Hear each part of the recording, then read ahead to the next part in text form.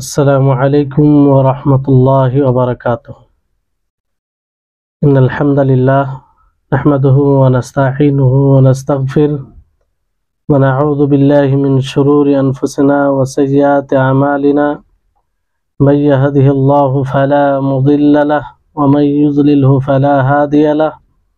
وأشهد أن لا إله إلا الله وحده لا شريك له وأشهد أن محمدا عبده ورسوله. أما بعد، رب اشرح لي صدري ويسر لي أمري واحلل عقدة من لساني يفقهوا قولي. رب زدني علما رب زدني علما।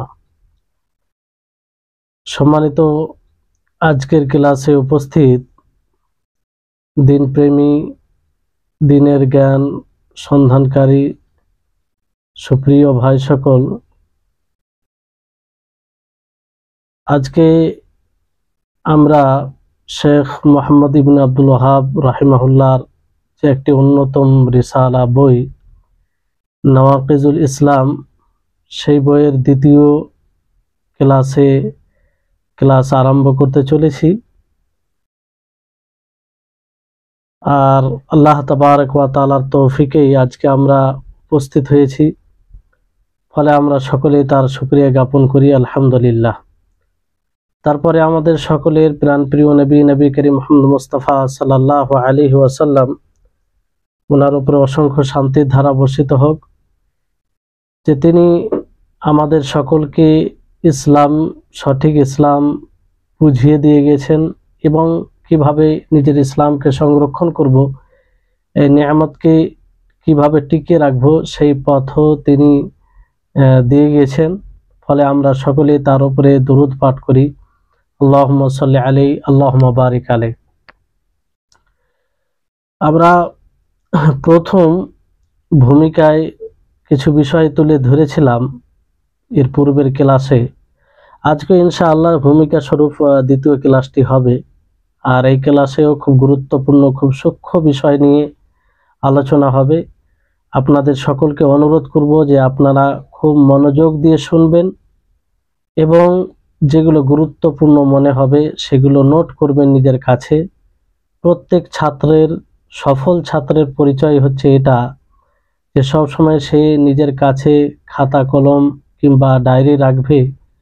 যখনই তার কাছে সেটা গুরুত্বপূর্ণ মনে হবে সেটা সে লিখে নিবে, নোট করবে। কারণ ইলম, জ্ঞান মনে হয় সাময়িকভাবে এটা থেকে যাবে, কিন্তু পরবর্তী সময়ে আর থাকে না। এই জন্য বলা হয় যে কাইয়দুল ইলম বিল কিতাবা, যে তোমরা লিখনি দ্বারা ইলমকে কায়েদ করো, ইলমকে বন্দি করো। তো প্রত্যেক যিনারা প্রকৃত জ্ঞান অর্জন করতে চায় তাদের উচিত হবে যে গুরুত্বপূর্ণ কথাগুলো নোট করা এবং যেখানে অস্পষ্ট বিষয় থাকবে সেগুলো ব্যাপারে জিজ্ঞাসা করে ক্লিয়ার করে নেওয়া। তো এর পূর্বের ক্লাসে বলেছিলাম যে খাওয়ারিজ ও মুরজিয়া এই দুটোই দল পথভ্রষ্ট হয়েছে, কারণ এরা এক প্রকারের দলিলকে নিয়েছে আর এক প্রকারের দলিলকে ছেড়ে দিয়েছে। এই জন্য তাদের নীতিমালা, তাদের আকীদা ভিন্ন আহলুস সুন্নাহ ওয়াল জামাত থেকে। তো বিশেষ করে ইসলামকে যে সব বিষয় ভঙ্গ করে দেয় সেই বিষয় সম্পর্কে জ্ঞান অর্জন করা অতীব গুরুত্বপূর্ণ, যেটা আপনারা পূর্বের ক্লাস থেকে আশা করি বুঝতে পেরেছেন। তবে এই বিষয়ে জ্ঞান অর্জন করতে হবে বাসিরাতের সাথে, দূরদর্শিতার সাথে। তা না হলে যদি বাসিরাত না থাকে এই সব বিষয়ে, তো না হয় আপনি খাওয়ারিজদের সাথে হয়ে যাবে, না হয় আপনি মুরজিয়াদের সাথে হয়ে যাবেন। বাসিরাতের সাথে যখনই আপনি এই সব বিষয়কে জানবেন অত্যন্ত সূক্ষ্মভাবে, গভীরতার সাথে, তো আপনি আহলুস সুন্নাহ ওয়াল জামাতের সাথে থাকবেন এবং আহলুস সুন্নাহ ওয়াল জামাতের মতো উভয় দলিলকে একত্রিত করে যেটা সঠিক সেই বিষয়কে আপনি ফলো করবেন। কারণ আহলুস সুন্নাহ ওয়াল জামা তারা আল্লাহ তাবারক ওয়া তাআলার এই আয়াতের উপরে আমল করেন। আল্লাহ তাবারক ওয়া তাআলা সূরা আল ইমরানের 7 নম্বর আয়াতে বলেন, হুয়াল্লাযী আনজালা আলাইকাল কিতাবা মিনহু আয়াতুম মুহকামাতুন হুন্না উম্মুল কিতাব ওয়া উখারু মুতাশাবিহাত ফাআম্মাল্লাযীনা ফী কুলূবিহিম যায়গুন ফায়াত্তাবিউনা মা তাশাবাহা মিনহু ইবতিগাআল ফিতনাতি ওয়া ইবতিগাআ তা'ওয়ীলিহি ওয়া মা ইয়া'লামু তা'ওয়ীলাহু ইল্লাল্লাহ। এই আয়াতে আল্লাহ তাবারক ওয়া তাআলা বলেন যে তিনি সেই জাত যিনি আপনার উপরে কিতাব নাজিল করেছেন, আসমানি গ্রন্থ নাজিল করেছেন, আর সেই কিতাবে মুহকাম আয়াত রয়েছে, যেটা কিতাবের মূল, কোরআনুল কারীমের মূল অংশ। ওয়া উখারু মুতাশাবিহাত, আর কিছু আয়াত রয়েছে যেগুলো মুতাশাবিহ। ফাআম্মাল্লাযীনা ফী কুলূবিহিম যায়গুন, তো যাদের হৃদয়ে বক্রতা আছে তারা মুতাশাবিহ আয়াতকে, সেই আয়াতগুলোকে ফলো করে। কিসের উদ্দেশ্যে? ফিতনার উদ্দেশ্যে এবং ভুল ব্যাখ্যার উদ্দেশ্যে। ওয়া মা ইয়া'লামু তা'ওয়ীলাহু ইল্লাল্লাহ, আর তার ব্যাখ্যা একমাত্র আল্লাহ তাবারক ওয়া তাআলাই জানেন। তাহলে এখানে আল্লাহ তাবারক ওয়া তাআলা স্পষ্ট করেছেন যে যাদের হৃদয়ে বক্রতা আছে, যারা ফিতনা সৃষ্টি করতে চায়, তারা কোরআনুল কারীমের মুতাশাবিহ আয়াতকে ফলো করে। আর খাওয়ারিজরা এটাই মানে গ্রহণ করেছে, এই পথই অবলম্বন করেছে যে তারা মুতাশাবিহ আয়াত নিয়েছে। অনুরূপভাবে মুরজিয়া তারাও মুতাশাবিহ আয়াত নিয়েছে। তারা মুতাশাবিহ আয়াত নিয়ে সেটাকেই নিজের মতো করে বুঝেছে। সেই মুতাশাবিহ আয়াতগুলোকে নিয়ে যে কোরআনে আরো যে মুহকাম রিওয়ায়াত রয়েছে, যেগুলো সুস্পষ্ট, সেই আয়াতগুলো দ্বারা যদি এই মুতাশাবিহ আয়াত যেগুলো মানুষের জন্য অস্পষ্ট বোঝার চেষ্টা করত, তো ইনশাআল্লাহ তাদের জন্য সঠিক পথটা স্পষ্ট হয়ে যেত। কিন্তু তারা তা করেনি। এক প্রকারের দলিলকে নিয়ে, মুতাশাবিহ আয়াতকে নিয়ে তারা নিজের মতো করে সেটা বুঝেছে। মুরজিয়া তারা প্রতিদান, জাজার যেগুলো হাদিস রয়েছে সেই হাদিসগুলোকে গ্রহণ করেছে, বাকি শাস্তির হাদিসগুলোকে ছেড়ে দিয়েছে, যেখানে কঠোর ওয়াঈদ করা হয়েছে। খাওয়ারিজেরা কি করেছে, যে শুধু যেখানে যে হাদিসগুলোতে ধমকি দেওয়া হয়েছে, যে আয়াতগুলোতে আযাবের কথা বলা হয়েছে, সেই আয়াতগুলোকে নিয়েছে। বাকি যে সব আয়াত ও হাদিস থেকে আল্লাহর প্রতি আশা জাগবে, সেই আয়াতগুলোকে তারা উপেক্ষা করেছে। ফলে তারা পথভ্রষ্ট হয়েছে এবং সঠিক রাস্তা থেকে বের হয়ে গেছে। অথচ কোরআনুল কারীমের বৈশিষ্ট্য হচ্ছে যে একটি আয়াত অন্য আয়াতের ব্যাখ্যা করে, এক আয়াত অপর আয়াতের ব্যাখ্যা করে। তো আহলুস সুন্নাহ ওয়াল জামাত তারা কি করে, তারা মুহকাম মুতাশাবিহ আয়াত নিয়ে তারা মুহকাম আয়াতের দিকে ফিরিয়ে দেয়। অর্থাৎ যে আয়াতগুলো অস্পষ্ট বোঝার দিক দিয়ে মানুষের কাছে, সেই আয়াতগুলো বুঝে কোন আয়াত দ্বারা, যে আয়াতগুলো স্পষ্ট মুহকাম আয়াত। এই জন্য আহলুস সুন্নাহ ওয়াল জামাত সঠিক পথে থাকে। ওয়ারাসিখুনা ফিল ইলমি ইয়াকুলুনা আমান্না বিহি কুল্লুম মিন ইনদি রাব্বিনা, যে যারা ইলমে পরিপক্ক, জ্ঞানে পরিপক্ক, তারা বলে যে আমরা তার উপরে ঈমান এনেছি, এসব কিছু আমাদের রবের পক্ষ থেকে। তাহলে এইভাবে যারা আহলুস সুন্নাহ ওয়াল জামাত তারা সঠিক পথে থাকে। তো আমাদেরকে এই পথ অবলম্বন করতে হবে। যখনই মুতাশাবিহ আয়াত আমাদের নিকটে আসবে, কোনো অস্পষ্ট আয়াত, তখন আমরা সেই আয়াতকে আল্লাহ তাবারক ওয়া তাআলার স্পষ্ট আয়াত দ্বারা বোঝার চেষ্টা করব। আল্লাহ তাবারক ওয়া তাআলার আয়াত স্বতন্ত্রভাবে এটা অস্পষ্ট হয় না, আমাদের বুঝার ক্ষেত্রে অস্পষ্ট হয়, কিন্তু আল্লাহ তাবারক ওয়া তাআলার আয়াত স্পষ্ট। এটা ভালো করে মনে রাখবেন। আসলে আমাদের সমাজে মুসলিমদের অবস্থা এমন যে এই মুসলিমদেরকে নিয়ে দুই দিক দিয়ে বড় ভয় আশঙ্কা রয়েছে। একটা হচ্ছে যে এই সব বিষয় মানুষ কম বুঝে, অতি সূক্ষ্ম বিষয় এগুলো, আর এইসব বিষয়কে বোঝার চেষ্টাও করে না, পার্থক্য করে না, এইসব বিষয় হক ও বাতিলের মধ্যে পার্থক্য করে না, ফলে বড় বড় ভুল করে বসে। আর দ্বিতীয় যেটা আশঙ্কা এই উম্মতের, মানে এই সমাজ, বর্তমান সমাজে, সেটা হচ্ছে যে আল্লাহর ব্যাপারে অজান্তে কথা বলা, জ্ঞান না অর্জন করেই কথা বলা। এই ফিতনা বড় আকার রূপ ধারণ করেছে, যেটা মানুষের মধ্যে পাওয়া যায়, যারা নিজেকে বড় শিক্ষিত বলে দাবি করে, যারা নিজেকে বড় জ্ঞানী মনে করে এবং নিজেকে বড় ওলামাদের মানে কাতারে সামিল করতে চায়, অথচ তারা সেই উপযুক্ত নয়। বড় বড় বিষয়ে তারা কথা বলতে আরম্ভ করে, অথচ সেই বিষয় সম্পর্কে সঠিক ধারণা নেই। তো তারা এই সব বিষয়ে বড় বড় ভুল করে বসে থাকে। এই জন্য দ্বীনের বিষয়টা আমাদের প্রত্যেককে, সকলকে এটা স্মরণে রাখতে হবে যে দেখেন, জ্ঞান, প্রকৃত জ্ঞান ওলামাদের কাছে বসে জ্ঞান অর্জন করে আসে, দ্বীনকে বুঝে আসে। কিছু আপনি দলিলকে মুখস্থ করে নিলাম, হাদিসকে মুখস্থ করে নিলাম, কোরআনে আয়াতকে মুখস্থ করে নিলাম, এতেই যে ফাকিহ হয়ে যাব তা নয়। এই ফাকিহ হতে গেলে ওলামাদের কাছে এক দীর্ঘ সময় দিতে হবে, ওলামাদের কাছ থেকে এই দীর্ঘ সময় পর্যন্ত জ্ঞান নিতে হবে।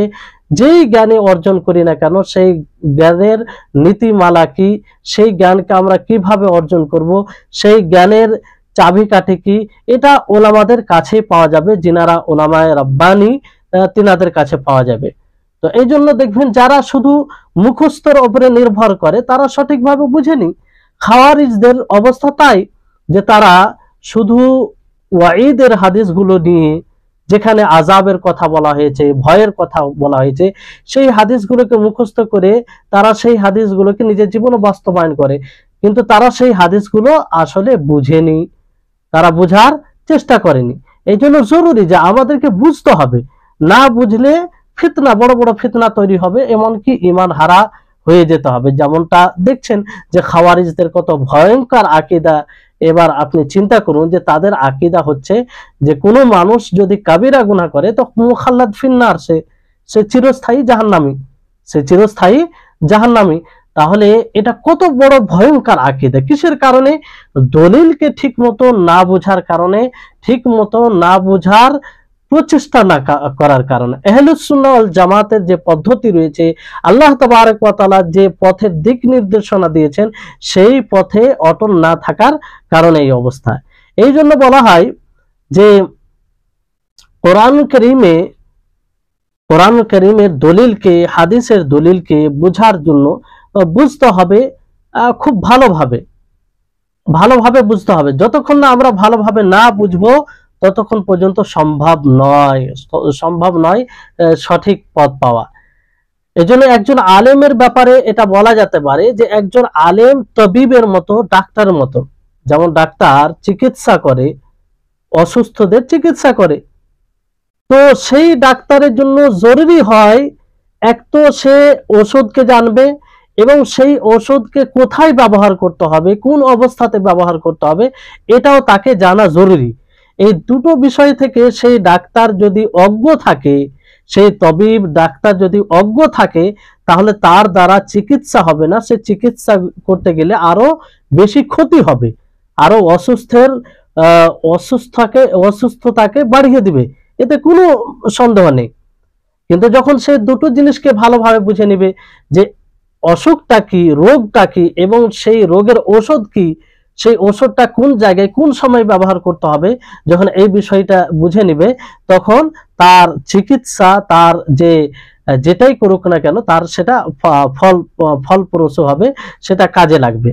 তো এরকম ভাবে অনেক আলেম আছে যারা নিজেকে আলেম দাবি করে, কিন্তু কখন কোন দলিল কোন জায়গায় ফিট করতে হবে, কোন দলিল থেকে কি বোঝা যাচ্ছে, এটা না বুঝেই যখন মানুষের চিকিৎসা শুরু করে দেয়, মানুষকে দিনের কথা বলতে আরম্ভ করে, সূক্ষ্ম বিষয়ে আলোচনা করতে আরম্ভ করে, তখনই তার দ্বারা ফাসাদ সৃষ্টি হয়, ফিতনা সৃষ্টি হয়, যেটা বর্তমান সময়ে আমরা দেখতে পাচ্ছি। যে কোরআন হাদিসের ভাষা বলতে কিছুই জানে না, কোরআন হাদিসের ব্যাখ্যা করতে গেলে যে তার নীতিমালা জানতে হবে, সেগুলো সম্পর্কে কিছুই জ্ঞান নেই, অথচ সে কোরআনের ব্যাখ্যা করে, সে কোরআনের তাফসির করে নিজ ইচ্ছা মতো। এমনটা নয় যে মুফাসসিরিনগণ যে ব্যাখ্যা করেছেন তাদের কিতাবে যা তারা লিপিবদ্ধ করেছে সেইগুলো নকল করে, তা নয়, নিজের আবেগে, নিজের চিন্তাধারায়, নিজের বুঝে কোরআনের ব্যাখ্যা করে। তো এটা বড় দুঃখজনক বিষয়, আর এই জন্যই বড় বড় ফাসাদ সৃষ্টি হচ্ছে। এই জন্যই দেখবেন যাকে তাকে কাফের বলে দেওয়া, যাকে তাকে ইসলাম থেকে বের করে দেওয়া, যাকে তাকে বিদআতি বলে দেওয়া, এগুলো এইসব কারণে, যে সঠিক মতো জ্ঞান না থাকার কারণে। তো এই বিষয়ে আমাদেরকে একদম সচেতন হতে হবে। খাওয়ারিজদের কিরকম অবস্থা দেখুন, যে তারা সাহাবায়ে কেরামকে ছাড়েনি, তাদেরকে তাকফির করেছে, নাউজুবিল্লাহ। তো এটা কখন এই অবস্থা হতে পারে? এই যে বলা হলো যে একজন তাবিব যদি ওষুধকে এবং ওষুধটা কোথায় প্রয়োগ করতে হবে এটা যদি না জানে, তো সে যারই চিকিৎসা করবে তার ক্ষতি ছাড়া আর কিছু করবে না। অনুরূপ ভাবে যারা এই শরীয়তের জ্ঞান অর্জন না করে, এই দ্বীনি বিষয়ে গভীরভাবে না জেনে কথা বলতে আরম্ভ করবে, সে ফাসাদ এবং ফিতনা ছাড়া কিছুই করবে না। ইবনুল কাইয়িম রাহিমাহুল্লাহ তিনি বলেন যে মূর্খতা, অজ্ঞতা এমন একটি হত্যাকারী ঔষধ, অসুখ, এটা একটা হত্যাকারী ওষুধ, মানুষকে শেষ করে দেয়, এরকম একটা অজ্ঞতা, একটা অসুখ বলতে পারেন। তো এই অসুখের শেফা কোথা থেকে পাবেন আপনি? কোরআন এবং হাদিসের দলিল থেকে। কোরআন ও হাদিসের দলিল, এই কোরআন ও হাদিসের দলিল কোথায় প্রয়োগ করতে হবে, কোথায় প্রয়োজন, কোথায় কি, এটা কে বলবে? তাবিব, সেই আলেম রব্বানি, যে প্রকৃত আলেম, কোরআন হাদিসের জ্ঞান ওলামাদের কাছ থেকে নিয়েছে, বিশুদ্ধ মানহাজ, যারা বিশুদ্ধ মানহাজে রয়েছে তাদের কাছ থেকে জ্ঞান অর্জন করেছে। তাহলে এই বিষয়টি খুবই গুরুত্বপূর্ণ, বোঝা উচিত। বর্তমান সময়ে দেখবেন যে অনেক যুব সমাজ রয়েছে, তারা দ্বীনের প্রতি খুব আগ্রহী, তাদের চিন্তা চেতনা ভাব, দ্বীনি চেতনা তাদের মধ্যে রয়েছে, কিন্তু তারা মিস্টেক কোথায় করে, ভুল কোথায় করে, এই জায়গায় ভুল করে। এই যে আবেগের সহিত যে আবেগটা তাদের মধ্যে রয়েছে, যে দ্বীনি চেতনাটা রয়েছে, সেই দ্বীনি চেতনাটা যদি জ্ঞান অর্জন করে কাজে লাগাতো, তাহলে এই উম্মতের কতই না উপকার হতো। কিন্তু তা না করে তারা কি, সেই দ্বীনি চেতনাকে আবেগের উপরে ভিত্তি করে তারা নিজ ইচ্ছা মতো জ্ঞান অর্জন না করে তারা নানা রকম কথা বলতে আরম্ভ করে, ফলে পথভ্রষ্ট হয়ে যায়, সিরাতে মুস্তাকিম থেকে বের হয়ে যায়। আল্লাহ তাবারক ওয়া তাআলা যে পথ দিয়েছেন সেই পথ থেকে তারা বের হয়ে যায়। তো এই বিষয়টি খুবই গুরুত্বপূর্ণ বিষয়, এবং আমাদের যুব সমাজকে তাদেরকে ঠিকভাবে এই বিষয়টি বুঝাতে হবে, তাদের নিকটে উপস্থাপন করতে হবে। তাদের মধ্যে দ্বীনি চেতনা আছে, এটা বাস্তব, এতে অস্বীকার করার কিছু নেই। কিন্তু এই যে এই দ্বীনি চেতনাকে যে সঠিকভাবে কাজে লাগাবে, এর তারবিয়ত, এর লালন পালন সেরকম তাদের হয়নি। তারা ওলামাদের কাছে, ওলামাদের সহবতে, ওলামাদের স্পর্শে থাকেনি, ফলে তারা এটাকে ভুলভাবে ব্যবহার করছে, আর শয়তান এটাকে কাজে লাগাচ্ছে। শয়তান যখন দেখছে যে তাদের মধ্যে দ্বীনি চেতনা আছে, তারা খুব একটা আগ্রহী, তারা খুব উদ্যোগী, তখন ওইটাকে বাতিল পথে শয়তান লাগানোর চেষ্টা করে, আর এতে শয়তান অনেকটাই সফল। বর্তমান সময়ে যত তাকফিরের বিষয় রয়েছে সেই এই যুব সমাজের মাধ্যমে, আর তারা ওই দিকে বেশি ছুটে যাচ্ছে, কারণ এতে তাদের যে মনের একটা আক্রোশ সেটা পূর্ণ হয়, কিংবা সেই অনুযায়ী কথা পায়, এই জন্য তাদেরকে খুব ভালো লাগে। তো বিষয়গুলো খুব ভালোভাবে বুঝতে হবে, এবং এই সব বিষয়ে আমাদের সকলকে সিরিয়াস হতে হবে। তারপরে কয়েকটি বিষয় গুরুত্বপূর্ণ বলবো আপনাদেরকে, যে যেহেতু আমরা শেখুল ইসলাম মুহাম্মদ ইবনে আব্দুল ওয়াহাব রাহিমাহুল্লাহ, ওনার রিসালা, ছোট একটি রিসালা নওয়াকিজুল ইসলাম, এটা আমরা পড়তে এখনো মূল বই শুরু করি, তবে ওই বইয়ের অন্তর্ভুক্ত এইগুলো, কারণ সে বইকে বোঝার জন্য এইসব বিষয়গুলো জানা বোঝা একান্ত দরকার। তো নওয়াকিজুল ইসলাম, সেখানে ইসলাম শব্দ ব্যবহার করা হয়েছে, অনেকেই নওয়াকিজুল ঈমান বলে, নওয়াকিজুল ইসলাম বলে। তো এই দুটি নামে কি পার্থক্য আছে? যে নওয়াকিজুল ইসলাম মানে ইসলাম ভঙ্গকারী আমল সমূহ, আর নওয়াকিজুল ঈমান মানে ঈমান ভঙ্গকারী আমল সমূহ। তো দুটোর মধ্যে পার্থক্য আছে কি নেই?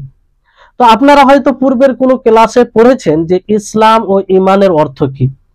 তো এই জন্য একটা নীতিমালা মনে রাখবেন, আরবিতে বলা হয় যে ইযা ইজতামাআ ইফতারাকা ওয়া ইযা ইফতারাকা ইত্তাহাদা, যে যখন ইসলাম ও ঈমান এই দুটি শব্দ একত্রিত হবে, একই প্রেক্ষাপটে ব্যবহার হবে, একই বিষয়ে ব্যবহার হবে, তখন সেটা কি হবে? ভিন্ন ভিন্ন অর্থ হবে, তার অর্থ ভিন্ন ভিন্ন হবে। ওয়াইদা ইফতারাকা ইত্তাহাদা, আর যখন দুটি শব্দ ইসলাম ও ঈমান শব্দ ভিন্ন ভিন্ন প্রেক্ষাপটে ব্যবহার হবে, ভিন্ন ভিন্ন বিষয় ব্যবহার হবে, তখন তার দুটি শব্দের অর্থ একই হবে, দুটি শব্দের অর্থে তখন কোনো পার্থক্য হবে না। তো এই বিষয়টি ভালো করে মনে রাখবেন, কারণ ইসলাম ঈমান এগুলোই তো হচ্ছে মূল, যে ইসলামের তিনটি স্তর, প্রথম হচ্ছে ইসলাম, দ্বিতীয় হচ্ছে ঈমান, তৃতীয় হচ্ছে ইহসান। তো এই তিনটি বিষয়কে আমাদের সকলকে ভালোভাবে বুঝতে হবে। তো ইসলাম ও ঈমান যখন একই অর্থ হবে, তখন তার অর্থ কি? একই যখন অর্থ হবে, তখন পুরো বাহ্যিক আমল এবং আভ্যন্তরীণ আমল দুটোই চলে আসবে। যেমন জিবরিল আলাইহিস সালাম যখন নবী করিম মুহাম্মদ সাল্লাল্লাহু আলাইহি সাল্লামকে জিজ্ঞাসা করেন যে ইয়া মুহাম্মদ আখবিরনি আনিল ইসলাম, যে হে মুহাম্মদ আপনি ইসলাম সম্পর্কে আপনি আমাকে বলুন, ইসলাম সম্পর্কে আমাকে জ্ঞাত করান। তো রাসূল সাল্লাল্লাহু আলাইহি সাল্লামে তিনি ইসলামের সংজ্ঞা দিতে গিয়ে বলেন আল ইসলামু আন তাশহাদা আল্লা ইলাহা ইল্লাল্লাহ ওয়া আন্না মুহাম্মাদার রাসূলুল্লাহ ওয়া ইকামিস সালাহ ওয়া ইতাইজ যাকাত। তো এইভাবে পাঁচটি আরো বিষয়, মানে পুরো পাঁচটি স্তম্ভের কথা বলে। তো ইসলামের সংজ্ঞা বলতে বাহ্যিক আমল, শাহাদাত, আমরা যে প্রকাশ্যভাবে কালিমা শাহাদাত পাঠ করে থাকি, তারপরে হৃদয় থেকেও সেটা স্বীকার করতে হবে, সালাত প্রতিষ্ঠিত করা, যাকাত প্রদান করা, বাইতুল্লাহর হজ সম্পাদন করা, তারপরে আপনার রমজান মাসের সিয়াম সাধনা করা। তো এই পাঁচটি আমল দেখেন বাহ্যিক আমল। তাহলে ইসলামের অর্থ হবে বাহ্যিক আমল, আর ঈমানের অর্থ হবে আভ্যন্তরীণ আমল, যেগুলো হৃদয়ের সাথে সম্পর্ক রাখে। যেমন সেই হাদিসে দেখেন একই প্রেক্ষাপটে ব্যবহার হচ্ছে। ফলে যখন জিবরিল আলাইহিস সালাম নবী সাল্লাল্লাহু আলাইহি সাল্লামকে জিজ্ঞাসা করেন যে ইয়া মুহাম্মদ, হে মুহাম্মদ সাল্লাল্লাহু আলাইহি সাল্লাম আখবিরনি আনিল ঈমান, আপনি ঈমান সম্পর্কে বলুন। তো রাসূল সাল্লাল্লাহু আলাইহি সাল্লাম ঈমান সম্পর্কে বলতে গিয়ে কি বলেন? আল ঈমানু আন তুমিনা বিল্লাহি ওয়া মালাইকাতিহি ওয়া কুতুবিহি ওয়া রুসুলিহি। এইভাবে আল্লাহর নবী ঈমানের সংজ্ঞা দিলেন, যে ঈমান হচ্ছে আল্লাহর উপরে বিশ্বাস স্থাপন করা, ঈমান নিয়ে আসা তার ফারিস্তাগণের প্রতি, তার আসমানি গ্রন্থসমূহের প্রতি, তার রাসূলগণের প্রতি, ইয়াউমে আখিরাতের প্রতি, ভালো মন্দ ভাগ্যের প্রতি, এই 6টি বিষয়ের উপরে ঈমান নিয়ে আসা। তো এই 6টি বিষয় আভ্যন্তরীণ বিষয়, এই 6টি বিষয় দেখা যায় না। আমি ফারিস্তার উপরে ঈমান নিয়ে আসবো, সেটা আভ্যন্তরীণ বিষয়। তাহলে একই প্রেক্ষাপটে ব্যবহার হওয়ার কারণে আল্লাহর নবী ঈমানের সংজ্ঞা আলাদা দিলেন আর ইসলামের সংজ্ঞা আলাদা দিলেন। কিন্তু যখন আলাদা আলাদা ব্যবহার হবে, আলাদা আলাদা প্রেক্ষাপটে ব্যবহার হবে, তখন ইসলাম ঈমান দুটোরই অর্থ একই হবে, অর্থাৎ আভ্যন্তরীণ আমল আর বাহ্যিক আমল। ইসলামের যে 5টি স্তম্ভ আছে সেটিও, আর ঈমানের যে 6টি রুকুন বলা হয়েছে সেটিও। যখন শুধু ইসলাম বলা হবে তখন এই সবগুলোই অর্থ অন্তর্ভুক্ত হবে, আর শুধু ইসলাম বলা হবে তখন এই সবগুলো অর্থ চলে আসবে। আর একই প্রেক্ষাপটে যখন ব্যবহার হবে আলাদা আলাদা। আশা করি আপনারা বুঝতে পেরেছেন। তাহলে এই ইসলাম মূলত যে কিছু জিনিস দ্বারা বেঁধে দেওয়া হয়, কিছু জিনিস দ্বারা বেঁধে দেওয়া, তো যেই জিনিসকে বাঁধা হয়, যেই জিনিস কোনো জিনিস দ্বারা মানে সম্পৃক্ত হয়, সেই জিনিস আবার ভেঙে যায়, সে তার বাঁধন খোলাও হয়। তো এই জন্য ইসলাম যেমন 5টি স্তম্ভ আর ঈমানের 6টি রুকুন আরো বিষয় রয়েছে, সেগুলো তারা বেঁধে দেওয়া হয়েছে। অতএব তো এগুলো থেকে কোনো একটি খুললে ইসলাম ভেঙেও যাবে, খুলেও যাবে। বুঝতে পারলেন? এই জন্য ইসলামের ভঙ্গের যে কারণ সমূহ রয়েছে, অথবা ঈমান ভঙ্গের, আপনারা যখনই আপনাদেরকে বলা হবে ঈমান ইসলাম, তখন একই অর্থ, আলাদা আলাদা বললে এটা আশা করি বুঝেছেন। তো এর কারণ অনেকগুলো আছে। শেখুল ইসলাম মুহাম্মদ ইবনে আব্দুল ওয়াহাব রাহিমাহুল্লাহ তিনি যে 10টি কারণ উল্লেখ করেছেন তিনি তার রিসালায়, যেটি ব্যাপক আল্লাহ তাআলা ব্যাপকভাবে সেটা কবুল করেছেন, মানুষ সেটাকে গ্রহণ করেছে। আর এটাই কারণ যে সমস্ত ওলামায়ে কেরাম এই বইকে পড়েন, এই বই দ্বারা উপকৃত হন।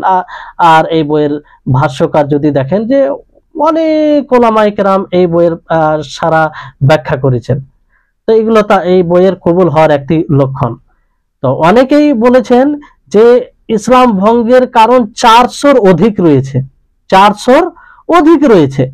কিন্তু শেখুল ইসলাম মুহাম্মদ ইবনে আব্দুল ওয়াহাব রাহিমাহুল্লাহ যে 10টি কারণ উল্লেখ করেছেন, এটি হচ্ছে মুখ্য কারণ। আর এই কারণগুলো এতে কারো দ্বিমত নেই যে এই কারণগুলো যদি পাওয়া যায় তার ইসলাম নষ্ট হয়ে যাবে, ইসলাম কি হবে, নষ্ট হবে। এখানে বিষয়টি হচ্ছে যে ইসলাম ঈমান সম্পর্কে যাদের সুস্পষ্ট ধারণা আছে তাদের ব্যাপারে, যেমন মুরজিয়ারা তারা আমলকে ঈমানের অন্তর্ভুক্ত মনে করে না, তো তাদের নিকটে এরকম কোন আমল করলে ঈমান ভঙ্গ হবে না, হৃদয়ে ইসলাম থাকলেই হবে, এরকম বিষয়টি চলে আসে। তো এটা একটা বিষয়, আশা করি আপনারা বুঝতে পেরেছেন, এটা স্পষ্ট হয়েছে। এবার আসুন দ্বিতীয় একটি বিষয়, খুব গুরুত্বপূর্ণ বিষয় আর খুব সূক্ষ্ম বিষয়, ভালোভাবে বোঝার চেষ্টা করবেন। যদি না বুঝতে পারেন পরবর্তীতে প্রশ্ন করবেন, কিন্তু স্পষ্ট হওয়া উচিত যে প্রত্যেক মানুষকে তার আসল অবস্থানে ফিরিয়ে দিতে হবে। তার যে মানে মূল তার যেটা জায়গা, সেই জায়গাতেই মনে করতে হবে। বিষয়টি হচ্ছে এটা যে যদি কোনো ব্যক্তি কালেমায়ে শাহাদাত পাঠ করে, মুখে উচ্চারণ করে যে আশহাদু আল্লা ইলাহা ইল্লাল্লাহ ওয়া আন্না মুহাম্মাদার রাসূলুল্লাহ, অথবা আশহাদু আল্লা ইলাহা ইল্লাল্লাহ ওয়া আশহাদু আন্না মুহাম্মাদার রাসূলুল্লাহ, যে আমি সাক্ষ্য প্রদান করছি আল্লাহ ছাড়া সত্য কোনো মাবুদ নেই, এবং আমি সাক্ষ্য প্রদান করছি যে মুহাম্মদ সাল্লাল্লাহু আলাইহি ওয়াসাল্লাম আল্লাহর রাসূল। তো এইভাবে যে প্রকাশ্যভাবে কারো সামনে এই সাক্ষ্য প্রদান করবে, সে আসল জায়গায় চলে এলো, অর্থাৎ সে মুসলিম হয়ে গেল। সে একদম নির্দ্বিধায় কোনো সন্দেহ ছাড়া সে মুসলিম হয়ে গেল। তখন থেকে তাকে আসলে মুসলিমই মনে করতে হবে যে সে মুসলিম, কারণ সে বিশ্বস্ত জিনিস দ্বারা সে ইসলামে দীক্ষিত হয়েছে। তো তার ইসলাম কোনো সন্দেহযুক্ত বিষয় দ্বারা ভেঙে যেতে পারে না। বিষয়টি বোঝার চেষ্টা করবেন যে তার বিশ্বস্ত যে মাধ্যম দ্বারা সে ইসলামে দীক্ষিত হয়েছে, তো তার মধ্যে যদি কোনো সন্দেহযুক্ত বিষয় পাওয়া যায়, তো সেই সন্দেহযুক্ত বিষয়ের কারণে তার ইসলাম ভেঙে যাবে না, তার ইসলাম নষ্ট হবে না, কিংবা তার মধ্যে সন্দেহযুক্ত বিষয় পাওয়া গেলে তাকে কাফের বলা যাবে না, তার তাকফির করা যাবে না। বুঝতে পারলেন? তো এই হচ্ছে বিষয়। এই জন্য বর্তমান সময়ে দেখবেন যারা এক অপরকে কাফের বলে, খাওয়ারিজদেরকে নিয়ে নেন, যে তাদের নীতিমালার মধ্যে একটি নীতি মুসলিম শাসকদেরকে তাকফির করা, যে তারা কাফির। তো দেখেন যে তারা যে মুসলিম, এটা এতে কোনো সন্দেহ নেই, কিন্তু একটা সন্দেহযুক্ত বিষয় দ্বারা তারা কাফির বলে, তাকফির করে। তাদের ধারণা কি যে না, তারা বিরোধিতা করে না, শিরকের এটা সেটা, মানে অনেকগুলো তাদের কথা আছে যেগুলো সন্দেহযুক্ত, এই কারণে তারা কাফির বলে। তো এই নীতিটা না বুঝার কারণে শেখুল ইসলাম মুহাম্মদ ইবনে আব্দুল ওয়াহ্হাব রাহিমাহুল্লাহ তিনি বলেন, শেখুল ইসলাম ইবনে তাইমিয়া রাহিমাহুল্লাহ তিনি বলেন যে কোন ব্যক্তির জন্য জায়েজ নয় যে সে মুসলিমদের মধ্যে কারো তাকফির করবে, কাউকে কাফির বলবে, যদিও সে ভুল করে, যতক্ষণ না তার উপরে হুজ্জত কায়েম করা হবে, দলিল উপস্থাপন করা না হবে, আর হুজ্জত তার জন্য সুস্পষ্ট না হবে। এজন্য বলা হয় যার ইসলাম প্রমাণিত হয়ে যাবে নিঃসন্দেহে, নিশ্চিতভাবে তার ইসলাম কোনো সন্দেহযুক্ত বিষয়ে তার ইসলাম নষ্ট হবে না, বরং যতক্ষণ না তার উপরে হুজ্জত কায়েম হবে এবং যে সংশয় আছে সে সংশয় দূর না হবে। এজন্য এক কথাই মনে রাখতে হবে, মান সাবাতা ঈমানুহু বিয়াকিনিন লাম ইউজাল যালিকা আনহু বিশাক্কি, যে যার ঈমান নিশ্চিতভাবে প্রমাণিত হয়ে যাবে, তার ঈমান তার থেকে সন্দেহ দ্বারা দূরীভূত হবে না, দূর হবে না। তাহলে এই নীতিটা মনে রাখতে হবে। তাহলে এখান থেকে কি মানে বোঝা উচিত আমাদের? এখান থেকে এটাই বোঝা উচিত যে যাকে আমরা মুমিন বলে জানবো, মুসলিম বলে জানবো, তাকে সহজে আমরা কাফির বলবো না, তার তাকফির আমরা করব না, কারণ সে মুসলিম, নিশ্চিতভাবে সে মুসলিম। তো এই হচ্ছে বিষয়। এর দলিল অনেক আছে। দেখেন, যেমন ওসামা রাদিয়াল্লাহু তাআলা আনহু, তিনি একজন ব্যক্তিকে হত্যা করেছিলেন। যে সময় হত্যা করতে যান সে সময় সেই ব্যক্তি লা ইলাহা ইল্লাল্লাহ পাঠ করেছিলেন। তো ওসামা তিনি মনে করেছিলেন যে সে হয়তো নিজেকে বাঁচানোর জন্য এই লা ইলাহা ইল্লাল্লাহ পাঠ করছে, নিজেকে বাঁচানোর জন্য লা ইলাহা ইল্লাল্লাহ পাঠ করছে, ফলে তিনি তাকে হত্যা করে ফেলেন। তো এই ঘটনা যখন নবী করিম মুহাম্মদ সাল্লাল্লাহু আলাইহি সাল্লামকে তিনি বলেন যে এরকম এরকম ঘটেছে। তা আল্লাহ নবী বলছেন, ইয়া ওসামা আকাতালতাহু বাদা মা ক্বালা লা ইলাহা ইল্লাল্লাহ, যে তুমি কি তাকে হত্যা করেছো তখন যখন সে লা ইলাহা ইল্লাল্লাহ পাঠ করে দিয়েছে তারপর? এইভাবে কয়েকবার তিনি জিজ্ঞাসা করেন। আর ওসামা তিনি বলেন যে আল্লাহ নবী সে তো নিজেকে বাঁচানোর জন্য এরকম বলেছে। তো বারবার আল্লাহ নবী জিজ্ঞাসা করতে থাকেন। অন্য রিওয়ায়াতে এইভাবে এসেছে যে আফালা শাকাকতা আন কলবি হাত্তা তাআলামা ক্বালাহা আমলা, যে তুমি কি তার হৃদয়কে ফেড়ে দেখেছিলে, তুমি তার হৃদয়কে দেখেছিলে যে তুমি জানবে সে কিসের উদ্দেশ্যে পাঠ করেছে? তাহলে এখানে চিন্তা করুন, এখানে একবার ভেবে দেখুন এই হাদিসকে সামনে রেখে, যে এখানে বড় একটি কারিনা রয়েছে, বড় একটি দলিল রয়েছে যে সে হয়তো নিজেকে বাঁচানোর জন্য এই কালেমা পাঠ করেছে। তারপর আল্লাহ নবী তাকে বারবার বলছেন যে তুমি তাকে হত্যা করেছো, সে কালেমা শাহাদাত পাঠ করেছে, সে কালেমা তাওহীদ পাঠ করেছে, তারপরে তুমি কেন হত্যা করলে?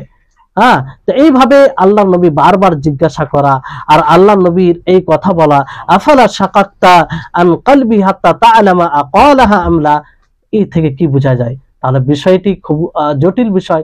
কারো তাকফির করে দেওয়া, কাউকে বিদাতি বিশেষ করে তাকফির করে দেওয়া, এটি মানে সহজ বিষয় নয়। এই জন্য ওলামায়ে কেরাম এই বিষয়ে খুব সচেতন এবং সতর্ক থাকতেন। তো আমাদেরও সতর্ক থাকতে হবে। দেখুন আল্লাহ নবী কিভাবে তাকে মানে সতর্ক করলেন ওসামা রাদিয়াল্লাহু তাআলা আনহুকে সাহাবী হওয়ার পরেও। তো কোনো ব্যক্তির কোনো সন্দেহযুক্ত বিষয়ের কারণে তাকফির করা যাবে না। তাহলে এই বিষয়টা আশা করি আপনাদের নিকটে ক্লিয়ার হয়েছে, ইনশাআল্লাহ আশা করি ক্লিয়ার হবে। তারপর আরেকটি বিষয় দেখেন, খুব সূক্ষ্ম বিষয়গুলো ভালোভাবে না শুনলে বুঝতে পারবেন না, যে কুফরি বাক্য, কুফরি কথা, কুফরি কর্ম এবং যে কুফরি কর্ম করে অর্থাৎ কর্তা, এই দুটোর মধ্যে পার্থক্য করতে হবে। এই দুটো জিনিস ভিন্ন ভিন্ন জিনিস, এই দুটো জিনিস ভিন্ন ভিন্ন জিনিস। যে কুফরি কথা বলবে, যে কুফরি কর্ম হবে, সে হবে কর্তা অর্থাৎ সে কাফির হবে। আর কুফরি কর্মটা এবং কুফরি বাক্যটা এটা কুফরি। তো কুফরি যেটা কর্ম অথবা কথা, কুফর যেটা, এটা শরঈ একটি বিধান, শরঈ বিধান। আর এই শরঈ বিধান তখনই সাব্যস্ত হবে, দলিল দ্বারা সাব্যস্ত হবে। ওলামায়ে কেরাম এটাকে দলিল দ্বারা সাব্যস্ত করেন যে এটা কুফরি বাক্য, এটা কুফরি কর্ম, এটা কুফরি কাজ, এটা দলিল দ্বারা প্রমাণিত হবে। তাহলে কোনো মানুষ নিজ ইচ্ছাই বলতে পারে না যে এটা কুফরি বাক্য, আবেগের কারণে, প্রবৃত্তির কারণে বলতে পারে না, দলিলের ভিত্তিতে বলতে হবে। দ্বিতীয় যেটা বিষয় হচ্ছে যে কাফের কে হবে, মানে যে কুফরি কর্ম করবে সে কাফের হবে। তো এটা কিভাবে প্রমাণ হবে? এটা শরীয়ত বলবে যে সে কাফের। আমার আপনার বলাতে কেউ কাফের হবে না, আমার আপনার নিজ ইচ্ছা মতো বুঝার কারণে কেউ কাফের হবে না। তো এই বিষয়টি খুব ভালোভাবে দেখতে হবে শরীয়তে কি বলছে। যতক্ষণ না হুজ্জত কায়েম না হবে, যতক্ষণ না কাফের বলা থেকে যেগুলো জিনিস বাধা দেয় সেই জিনিসগুলো যতক্ষণ না না পাওয়া যাবে ততক্ষণ তাকে বলা যাবে না। তাহলে এই বিষয়টি খুব গুরুত্বপূর্ণ বুঝতে হবে। আর মুতলাক ভাবে যে বলা হয় যে এই কাজটি করলে কাফের, এই কর্মটি করলে কাফের, তো এতে কাফের হয়ে যায় না, নির্ধারিত কোনো মানুষকে কাফের বলা হয় না। যেমন যদি বলা হয় যে কোনো ব্যক্তি কারো নিকটে গিয়ে যদি সাজদা করে, কোনো কবরে গিয়ে সাজদা করে, সাজদারত হয়, তাহলে সে কাফের। তো এই কথা বলাতে কাউকে নির্ধারিত করে কাফের বলা হয় না, কাউকে নির্ধারিত কাফের বলা হয় না। বুঝতে পারছেন? তো বিষয়টি হচ্ছে এটা। তবে হ্যাঁ, যখন আপনি কারো নির্ধারিত কোন বিষয় ব্যক্তির ব্যাপারে বলবেন যে এই ব্যক্তি সাজদা করছে এটি কাফের, তখন কিন্তু এখানে এটা বিষয় আলাদা হয়ে যাবে, এটা আপনার বলার অধিকার নেই যতক্ষণ না এর শর্ত পূর্ণ না হবে। আর সাধারণ মানুষ তো এই বিষয়ে কথাই বলবে না। সাধারণ মানুষ এই বিষয়টাকে বুঝবে নিজের ঈমানকে সংরক্ষণ করার জন্য, নিজের ঈমানকে মজবুত করার জন্য, সে তাকফির করার জন্য নয়। কারণ তাকফির করার জন্য বড় বড় উলামায়ে কেরাম রয়েছে, যেটি আমি পূর্বের ক্লাসে বলেছি আর বারবার বলেছি, বারবার সাবধান করেছি। আমি যদি এটা মনে করি যে আপনারা এই বিষয়টি বুঝতে পেরেছেন যে তাকফির সাধারণ মানুষের নয়, তাহলে আমাদের এই ক্লাসে আমি মনে করি সার্থক রয়েছে। তাহলে বিষয়টি হচ্ছে যে এই তাকফির এই বিষয়টি ওলামায়ে কেরামদের উপরে ছেড়ে দিবেন, যারা গভীর জ্ঞান রাখেন কোরআন হাদিসের, তারা এটা ফয়সালা করবে। হ্যাঁ, আপনি তাদের কাছে ফতোয়া জিজ্ঞাসা করবেন যে এই ব্যক্তি এরকম, সেটা তাদের কথার ভিত্তিতে বলবেন, আলাদা বিষয়। তো এই হচ্ছে বিষয়। তাহলে আম ভাবে বলাতে কেউ নির্ধারিত কাফের হয়ে যায় না। যেমন আর কাফের সহজে বলাও উচিত নয়। ইমাম আহমদ বিন হাম্বল রাহিমাহুল্লাহ, তিনাকে স্মরণ করুন তো, তিনার জীবনী, তিনার উপরে এত জুলুম করা হয়েছে, এত অন্যায় করা হয়েছে। তো তিনার সময় কিসের কারণে তার উপরে অন্যায় করা হয়েছে, জুলুম করা হয়েছে? তিনি বলেছিলেন যে কোরআন আল্লাহ তাআলার মাখলুক নয়, কোরআন আল্লাহ তাআলার কালাম, কোরআন আল্লাহ তাআলার কালাম। কিন্তু ওই সময় শাসক এবং শাসকের সমর্থনে যারা ছিল তারা সকলে কি বলছিল? কোরআন আল্লাহর মাখলুক। নাউজুবিল্লাহ। তো তিনি কি কাফির বলেছিলেন তাদেরকে? তিনি কি তাকফির করেছিলেন? দেখেন কি দূরদর্শিতা, সুস্পষ্ট উদাহরণ আমাদের নিকটে। ইমাম আহমদ বিন হাম্বল, তিনার কাছে মানে অসংখ্য হাদিস ছিল, তারপরে তিনি কোনো, যদি কাফির বলা, তাকফির করা এটা ভালো হতো, তো অবশ্যই তিনি সর্বপ্রথম তাকফির করতেন, কিন্তু তা তিনি করেন। এরকম উদাহরণ আরো পাবেন আপনি যদি সালাফদের জীবনে দেখেন। ইবনে উসাইমিন রাহিমাহুল্লাহ তিনি বলেন এই বিষয়ে যে আল কুফরু হুকমুন শারঈয়ুন, যে কুফর এটা শরঈ বিধান, মারাদ্দুহু ইলাল্লাহি ওয়া রাসূলিহি, তাকে ফিরিয়ে দিতে হবে কার দিকে? আল্লাহ এবং তার রাসূল। অর্থাৎ কিতাব ও সুন্নাহ দ্বারা প্রমাণিত হবে যে এটা কুফর না কুফর নয়, কোন মানুষের বুঝ দ্বারা নয়, কোরআন ও হাদিসের দ্বারা। ফামা দাল্লাল কিতাব ওয়াস সুন্নাতু আলা আন্নাহু কুফরুন ফাহুয়া কুফর। কোরআন ও হাদিস, কিতাব ও সুন্নাহ যার উপরে প্রতীয়মান হবে যে এটা কুফর, সেটা কুফর হবে। ওয়ামা দাল্লাল কিতাব ওয়াস সুন্নাহ আলা আন্নাহু লাইসা বিকুফরিন ফালাইসা বিকুফরিন। আর কোরআন ও হাদিস যার উপরে প্রতীয়মান হবে না যে এটা কুফর নয়, তো সেটা কুফর নয়, সেটা কুফর নয়। ফালাইসা আলা আহাদিন বাল ওয়ালা লাহু আন ইউকাফিরা আহাদান হাত্তা ইয়াকুমা আদ-দালিলু মিনাল কিতাবি ওয়াস সুন্নাতি আলা কুফরিহি।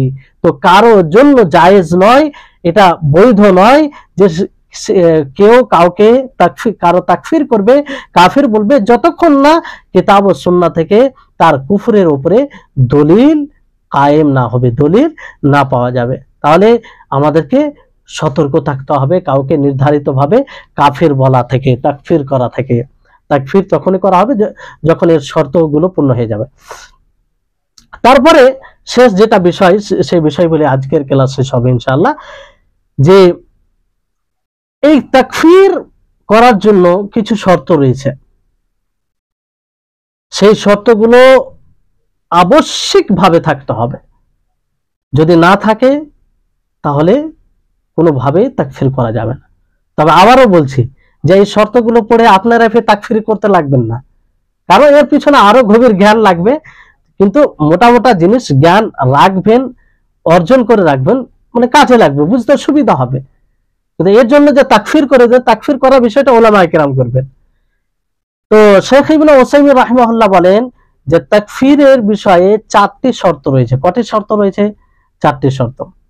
প্রথম শর্ত হচ্ছে যে এটা প্রমাণিত হতে হবে যে কারণে তাকফির করা হবে, যে এই কথা অথবা কর্ম অথবা কোনো জিনিস ছেড়ে দেওয়া এটা কুফর। এটা কি? কুফর। এটা প্রমাণিত হতে হবে। এটা কি হতে হবে? কোরআন ও হাদিস দ্বারা প্রমাণিত হতে হবে। এটা 1 নম্বর শর্ত। 1 নম্বর শর্ত কি? আবার বলছি, যে কর্মের কারণে, যে বাক্যের কারণে, যে কাজকে ছেড়ে দেওয়ার কারণে কুফর বলবো যে এটা কুফরি, এটা প্রমাণিত হতে হবে কোরআন ও হাদিস দ্বারা। দ্বিতীয় শর্ত হচ্ছে যে সেই কুফরি বাক্য অথবা কুফরি কর্ম অথবা কুফরি এমন কোনো জিনিস ছেড়ে দেওয়া যেটাকে কুফরি বলা হচ্ছে, সেটা কি বাস্তবে সেই ব্যক্তির মধ্যে পাওয়া যাচ্ছে? সে ব্যক্তি কি আসলে কি সেই কুফরি বাক্য বলেছে? সে কি আসলে কি কুফরি কর্ম করেছে? সে কি আসলে কি ছেড়ে দিয়েছে, ফলে তার এটা কুফরি কাজ হয়েছে? এটা প্রমাণিত হতে হবে। এটা প্রমাণিত হতে হবে। তাহলে দুটোর মধ্যে পার্থক্য বুঝতে পারছেন? প্রথম বিষয় হচ্ছে যে কোরআন ও হাদিস দ্বারা প্রমাণিত হতে হবে যে এটা কুফরি বাক্য না কুফরি বাক্য নয়, কুফরি কর্ম না কুফরি কর্ম নয়, না ছেড়ে দেওয়াটা কুফরি কি কুফরি নয়। দ্বিতীয় যেটা বললাম যে আসলে কি সেটা মেনে নিলাম যে কুফরি বাক্য অথবা কুফরি কর্ম, তো সেটা কি আসলে করেছে যার ব্যাপারে আমরা কথা বলছি কিংবা যার ব্যাপারে বলা হবে, এটা দেখতে হবে। তৃতীয় শর্ত হচ্ছে হুজ্জত কায়েম করতে হবে। কি করতে হবে? দলিল, হুজ্জত মানে তাকে বুঝাতে হবে, তাকে তার নিকটে সুস্পষ্ট করতে হবে যে ভাই কোরআন ও হাদিস দ্বারা এটা কুফরি কাজ, এটা করলে মানুষ ইসলাম থেকে খারিজ হয়ে যায়। এগুলো বুঝানোর পরেও তার যেগুলো ভুল সংশয় আছে সেগুলো দূর করার পরেও যদি করে, তাহলে এটাকে বলা হয় যে দলিল কায়েম করা, হুজ্জত কায়েম করা, হুজ্জত পৌঁছে দেওয়া। এটা তৃতীয় শর্ত। চতুর্থ শর্ত হচ্ছে যে তাকফির করতে গিয়ে যে সব জিনিস বাধা দানকারী রয়েছে সেগুলো যেন না থাকে, সেগুলো যেন না থাকে, সেগুলো না থাকে, এই বিষয়টি বুঝতে হবে। তাহলে প্রথম বিষয় যে এটা যার দিকে, যে একটা বিষয় হলো যে কুফরি যার দিকে নিসবত করা হচ্ছে, যে কুফরির নিসবত করা হচ্ছে, যে এটা কোরআন ও হাদিস দ্বারা প্রমাণিত কি প্রমাণিত নয়, এটা দেখতে হবে। এটা কি করতে হবে? দেখতে হবে। আর দ্বিতীয় বিষয় যে যার দিকে নিসবত করা হচ্ছে আসলে কি সে করেছে কি করেনি, না হাওয়া হাওয়ায় কথা ছোড়া হচ্ছে, কারো মুখে মানে শুনে শুনেই কথা বলা হচ্ছে, তো এই দুটোই বিষয় দেখতে হবে। আর হুজ্জত কায়েম করা মানে তাকে পৌঁছে দিতে হবে, বলতে হবে, বুঝাতে হবে। একজন সাজদা করে কবরের নিকটে গিয়ে, মুসলিম হও কবরের নিকটে গিয়ে সাজদা করে, তো আমরা আমভাবে বলতেই পারি যে কবরে গিয়ে সাজদা করা এটা কুফরি আমল, এটা কি শিরকি আমল, এমন শিরকি আমল যে যা দ্বারা মানুষ ইসলাম খারিজ হয়ে যায়। কিন্তু এটা কারো উপরে ফিট তখনই করা যাবে যখন তার উপরে হুজ্জত কায়েম হবে, তাকে নিয়ে বুঝানো হবে যে ভাই এটি শিরকি কাজ, এই কাজ করলে ইসলাম থেকে মানুষ খারিজ হয়ে যায়, এই কাজ করলে আল্লাহ তাবারক ওয়া তাআলা তওবা ব্যতীত ক্ষমা করবেন না, এটা হচ্ছে বড় শিরক যা দ্বারা মানুষ ইসলাম থেকে বের হয়ে যায়। তাহলে এটা আর যে তাকফিরের বিষয়ে যেসব বাধা দানকারী বিষয় রয়েছে সেগুলো যাতে না হয় এটা দেখতে হবে। কারণ অনেক উজরও থাকতে পারে, ভুল তাবিল থাকতে পারে, ভুল ব্যাখ্যা থাকতে পারে। অনেকেই ভুল ব্যাখ্যা, যেমন ধরুন অনেকেই মাধ্যম দিয়ে দোয়া করে, তো তাদের মধ্যে ব্যাখ্যা কি হয়? ভুল ব্যাখ্যা এটা যে আমরা গুনাহগার, কিংবা আসলে আমরা এদের ইবাদত করি না, এদেরকে ডাকি এই জন্য যে তারা সুপারিশ করবে। এটা সুস্পষ্ট শিরক, আর এটা বড় শিরক। তারপরেও যেহেতু একটা ধারণা এটাকে ইসলামের অংশ মনে করে, তো তাকে তার উপর হুজ্জত কায়েম করতে হবে। তো এই হচ্ছে বিষয়। তাহলে মোট কথা এটা যে তাকফিরের বিষয়টা আমরা সহজে কারো উপরে প্রয়োগ করব না, আর এই সব জটিল বিষয় ওলামাদের উপরে ছেড়ে দিতে হবে। দেখেন আজকে বড় ফিতনা, সমাজে যত বড় বড় ফিতনা দেখা যাচ্ছে, কিংবা আমরা যেসব ফিতনায় সময় অতিবাহিত করছি, তার অন্যতম একটা কারণ আপনি খুঁজে পাবেন ভালোভাবে যদি দেখেন গভীরভাবে, তাহলে দেখতে পাবেন যে ওলামাদের সাথে সংস্পর্শে না থাকা, ওলামাদের সোহবত গ্রহণ না করা। ওলামা বলতে আমি যখনই ওলামা বলি, ওলামা বলতে যাদেরকে পুরো দুনিয়া মেনে নিয়েছে, তাদের ইলমকে স্বীকার করেছে, সেই সব আলেমদেরকে বোঝানো হচ্ছে যে সেই সব ওলামাদের সংস্পর্শে, সেই সব ওলামাদের কাছ থেকে ইলম না নেওয়ার ক্ষেত্রে মানুষ যখন নিজেই কোরআন হাদিসকে নিজের মতো বোঝার চেষ্টা করে, তখনই এইসব বড় বিষয়ে কথা বলতে গেলে তাদের দ্বারাই ভুল হয়। এবং কি বিনা ইলমে কথা বলা, এটা তো সবচেয়ে বড় পাপ, এমনকি শিরকের চাইতেও বেশি পাপ।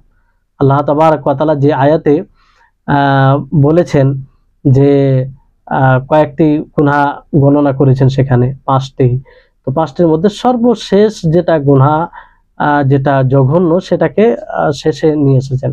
সেটা কি? আল্লাহর ব্যাপারে না জেনে কথা বলা, আল্লাহর ব্যাপারে না জেনে কথা বলা। তো এই সব স্পর্শকাতর বিষয়ে আমরা নিজেরা না কথা বলে ওলামায়ে রাব্বানি যারা রয়েছে তাদের নিকটে আমরা উপস্থাপন করব, তাদের জন্য আমরা ছেড়ে দেব, তখন তারা তাদের জ্ঞান অনুযায়ী ফয়সালা দিবে, হুকুম দিবে, ফতোয়া দিবে, সেই অনুযায়ী আমরা আমল করব। আল্লাহ তাবারক ওয়া তাআলা এই কথাটি কোন আয়াত থেকে বুঝে যাচ্ছে? সূরা নিসার 83 নম্বর আয়াত আল্লাহ তাবারক ওয়া তাআলা বলেন, ওয়া ইযা জাআহুম আমরুম মিনাল আমনি আবিল খাউফি আযাউ বিহি ওয়ালাউ রাদ্দুহু ইলার রাসূলি ওয়া ইলা উলিল আমরি মিনহুম লাআলিমাহু আল্লাযীনা ইস্তামবিতুনাহু মিনহুম ওয়ালাউলা ফাযলুল্লাহি আলাইকুম ওয়া রাহমাতুহু লাত্তাবা'তুমুশ শাইতানা ইল্লা কালিলা। তাহলে দেখুন যে আল্লাহ তাআলা বলেন যে যখন তাদের নিকটে শান্তির কোনো কথা অথবা ভয়ভীত সৃষ্টি করে এরকম কোনো বিষয় তাদের নিকটে আসে, তখন সেটাকে ছড়িয়ে দেয় তারা। যদি তারা এটাকে সর্বপ্রথম রাসূলের দিকে ফিরিয়ে নিয়ে আসতো, অথবা উলিল আমর যারা এইসব বিষয়কে বুঝে, ওলামা রাব্বানি বলতে পারে, তাহলে তারা বিষয়টি বুঝতে পারতো যে এটা আসল কোথা থেকে উৎপত্তি। তাহলে এই আয়াত থেকে কি বোঝা যাচ্ছে? যে কোনো বিষয়ে যখন আমরা ওলামার দিকে ফিরিয়ে নিয়ে যাব, তখন ওনারা আসলে এটার জড় শিকড় কোথা থেকে বের হলো এবং এর ওষুধ কি হবে। কারণ আলেম একজন তাবিবের মতো, হ্যাঁ, একজন ডাক্তারের মতো, সে একজন আলেম রব্বানি, সে ওষুধও জানে, রোগও জানে, এবং রোগের যে রোগ মুক্তির যে ওষুধ রয়েছে সেটাকেও জানে, এবং সেই ওষুধকে কোথায় প্রয়োগ করতে হবে সেটাকেও জানে। তারপর আল্লাহ তাবারক ওয়া তাআলা বলছেন যে আল্লাহ তাবারক ওয়া তাআলা যদি ফজল না হতো, তোমাদের উপরে রহমত না হতো, তো তোমরা কি করতে? শয়তানের অনুগত্য করতে, খুব কমই লোক বেঁচে থাকতো। তাহলে আলেমদের সংস্পর্শে না থাকা, আলেমদেরকে না বলা, এইসব জটিল বিষয়, এটা শয়তানের অনুসরণের পথ, এবং শয়তানের অনুসরণের পথ প্রশস্ত হয়ে যায়, তখন সহজভাবে শয়তানের অনুগত্যে পড়ে যায় মানুষ। তো সবসময় আমাদের সকলকে ওলামায়ে রব্বানি যেনারা রয়েছেন তাদের সংস্পর্শে থাকতে হবে। আর ফিতনা থেকে বাঁচার এটাই উপায়। এই ফিতনা পরিপূর্ণ যুগে নিজেকে যদি ফিতনা থেকে বাঁচাতে চান, তো যিনারা ওলামায়ে রব্বানি রয়েছে, বিশুদ্ধ ওলামায়ে কেরাম, বিশুদ্ধ মানহাজের উপরে রয়েছে, তাদের সংস্পর্শে থাকুন, তাহলেই ফিতনা থেকে বাঁচবেন। নচেত আপনি সারা জীবন ইসলাম মনে করে পালন করে থাকবেন, আর সেটা ইসলামের কোনো অংশই নয়, যেটা বর্তমান সময়ে দেখতে পাচ্ছেন। বলার আশা করি প্রয়োজন নেই। তো আজকে জন্য এতটাই যথেষ্ট। আশা করি আপনারা এই দুটো ভূমিকা স্বরূপ যে আপনাদের সামনে ক্লাস করা হলো, দুটি ক্লাস, খুব গুরুত্বপূর্ণ বিষয়গুলিকে বোঝার চেষ্টা করবেন। আগামী ক্লাস থেকে ইনশাআল্লাহ আমরা নওয়াকিজুল ইসলাম একটি করে একটু মোটামুটি ভাবে আমরা জানার চেষ্টা করব। আল্লাহ তাবারক ওয়া তাআলা আমাদের সকলকে যেন এসব বিষয়কে বোঝার, এবং আমরা যেন দিন ইসলামকে, ঈমানকে রক্ষা করতে পারি, আর এর পরিপন্থী যতগুলো বিষয় রয়েছে সমস্ত বিষয় থেকে যেন আমরা বেঁচে থাকতে পারি। আল্লাহ তাআলা যেন আমাদেরকে তৌফিক দেন, আর আমাদের সকলের জ্ঞানে যেন আল্লাহ তাআলা বৃদ্ধি দান করেন। ওয়া আখির দাওয়ানা আলহামদুলিল্লাহি রাব্বিল আলামিন। আসসালামু আলাইকুম ওয়া রাহমাতুল্লাহি ওয়া বারাকাতুহু। জাযাকুমুল্লাহু খাইরান ওয়া আহসানাল জাযা।